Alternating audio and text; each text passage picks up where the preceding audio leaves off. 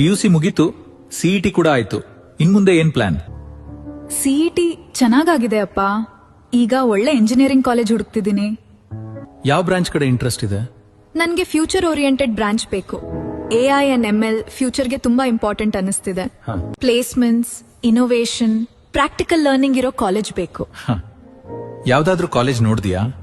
ಹೌದು ಅಪ್ಪ, BLDA's VP doctor PG Halakatti college of engineering and technology CSE AI and ML department ಚೆನ್ನಾಗಿದೆ ಅನ್ನಿಸ್ತು. ಸರಿ, ಹಾಗಾದ್ರೆ ಕಾಲೇಜ್ಗೊಮ್ಮೆ ವಿಸಿಟ್ ಮಾಡೋಣ. ನಮಸ್ಕಾರ ma'am. Ma'am, CSE AI and ML ಬಗ್ಗೆ ಇನ್ಫಾರ್ಮೇಶನ್ ಬೇಕಿತ್ತು. ಖಂಡಿತ ಸರ್, ನಮ್ ಡಿಪಾರ್ಟ್ಮೆಂಟ್ ಬಗ್ಗೆ ಕಂಪ್ಲೀಟ್ ಇನ್ಫಾರ್ಮೇಶನ್ ಕೊಡ್ತೀನಿ. ನಮ್ ಡಿಪಾರ್ಟ್ಮೆಂಟ್ ಅಲ್ಲಿ ಸ್ಟೂಡೆಂಟ್ಸ್ ಗೆ ರಿಯಲ್ ಟೈಮ್ ಪ್ರಾಜೆಕ್ಟ್ಸ್ ಹಾಗೂ ಹ್ಯಾಕಥಾನ್ಸ್ ಮೇಲೆ ತುಂಬಾ ಫೋಕಸ್ ಮಾಡ್ತೀವಿ. ನಮ್ ಸ್ಟೂಡೆಂಟ್ಸ್ 4 ಲಕ್ಷ ಫಂಡಿಂಗ್ ಇರೋ 9 ಪ್ರಾಜೆಕ್ಟ್ ಕೂಡ ಅಚೀವ್ ಮಾಡಿದ್ದಾರೆ. ಪ್ಲೇಸ್ಮೆಂಟ್ ಟ್ರೈನಿಂಗ್, ಆಪ್ಟಿಟ್ಯೂಡ್ ಸೆಷನ್ಸ್ ಹಾಗೂ ಟೆಕ್ನಿಕಲ್ ಸ್ಕಿಲ್ ಡೆವಲಪ್ಮೆಂಟ್ ಮೇಲೆ ಕೂಡ ನಾವು ಹೆಚ್ಚು ಫೋಕಸ್ ಮಾಡ್ತೀವಿ. ಇನ್ಫೋಸಿಸ್, TCS, ವಿಪ್ರೋ ಹಾಗೂ ಆಕ್ಸೆಂಚರ್ ಕಂಪನೀಸ್ಗೆ ನಮ್ ಸ್ಟೂಡೆಂಟ್ಸ್ ಪ್ಲೇಸ್ ಆಗ್ತಿದ್ದಾರೆ. ಓ, ಕಾಲೇಜ್ ಅಂತೂ ತುಂಬಾ ಚೆನ್ನಾಗಿದೆ. ಕ್ಯೂರಿಕ್ಯುಲಮ್ ಕೂಡ ತುಂಬಾ ಚೆನ್ನಾಗಿದೆ. ಹೌದಪ್ಪ, ನನ್ಗೆ ಇಲ್ಲಿ ಜಾಯ್ನ್ ಆಗ್ಬೇಕು ಅನಿಸ್ತಿದೆ.